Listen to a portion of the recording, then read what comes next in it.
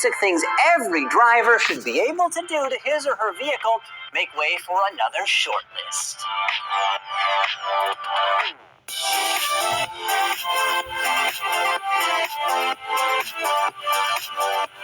How much do you know about the inner workings of your car or truck? I mean, it's all right if you're not an automotive engineer. Of course, if you are, this video probably isn't for you because here are 10 basic things every motorist should be able to do. Unobstructed visibility is critical to safe driving. Helping ensure your vehicle's windshield is clear of precipitation and road grime is washer fluid.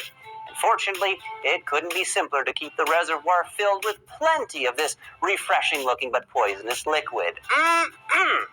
Just pop the hood and look for a cap like this. They're usually blue for easy spotting. Then just pop it off and top her up. But fluid is only half the equation. Occasionally, you're going to need a fresh set of windshield wipers, which is, of course, point number 9 on this list. Luckily, it's also an easy task to swap them as they essentially clip into place.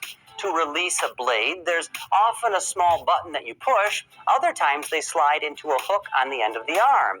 In either case, the blade shouldn't be overly difficult to swap out, so give it a try next time there's smearing rather than wiping. That sounds like a toilet joke. Moving on, another mission-critical vehicle component is engine oil, and it's super easy to check, provided you don't own an electric car since they lack crankcases full of lubricant, or a modern BMW, which, of course, don't have dipsticks. Keeping an eye on the oil is a snap. Just make sure the vehicle's sitting on a relatively level surface, and if you just parked it, wait a few minutes as the oil may not have completely drained back into the pan, which could result in a false reading. With all that out of the way, simply pull the dipstick out, wipe it off with a rag or piece of paper towel, and stick it back into the tube from whence it came. Then pull her out again and read the level. If the oil shows between the low and full marks, you're good to go. Now, this is a case where more is not better. Having an overabundance of oil in an engine can be just as bad as not enough. In fact, it can lead to aeration and many other issues. So basically, keep it between the marks and you should be all set. But if the engine is low on lube, every driver should also be able to top off the crankcase. Just locate the filler cap, which should look something like this, then pour a bit of oil down in there. Make sure it's the correct viscosity. No, not that. Wait a minute or so and check the dipstick again. To avoid overfilling, add small amounts until the correct level is achieved. Car engines typically take between 4 and 5 quarts, though this does vary. A Ram 3500 HD truck with the Cummins straight 6 diesel requires 3 gallons of dinosaur juice. Just make sure to check the owner's manual for specific details. But taking this a step further, you could also change the oil and filter, which usually isn't that difficult. If you can do this, sir or madam, you have just earned major do-it-yourself bonus points. Next, let's talk about the only part of your vehicle that should ever touch the road. Yes, that would be the tires. Point number 6, all motorists should be able to check their tire pressure. Again, this is a very simple task. Just remove the valve stem cap and stick a gauge firmly over the end. Make sure it seats well so no air leaks out around the edges, something that could lead to an inaccurate measurement. Now, unless there are special circumstances, of course, it's best to maintain the factory recommended pressure, which is displayed on a placard, usually near the driver's side door jamb. Inflate or deflate as required.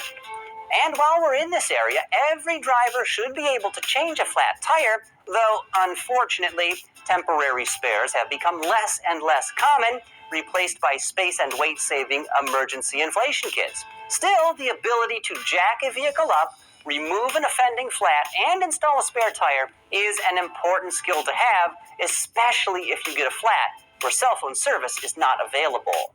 And remember, that's lefty tighty, righty loosey. Just strip the threads and back off half a turn. You'll be fine.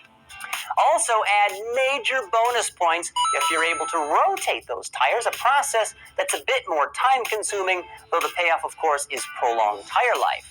If your ride is newer, you'll probably also have to reprogram the tire pressure monitoring system so it accurately shows where each tire is located. Now, point number 4 on this list of things every motorist should be able to do is jumpstart a vehicle that has a dead battery. Of course, this requires a set of cables, a car or truck that's fully charged, and a little bit of know-how. When attempting this, the most important thing is making sure you do not mix up the leads. A positive terminal must connect to a positive terminal, negative to negative. If you switch them around, very bad things will happen. A helpful hint to prevent this is that the color red is associated with positive and black with negative. Also, in modern vehicles, the negative cable doesn't necessarily have to connect directly to the battery, as the negative side is grounded to the engine and body structure. So an engine bracket or metal part of the body will work just as well as a terminal, but if you're in doubt, go for the battery.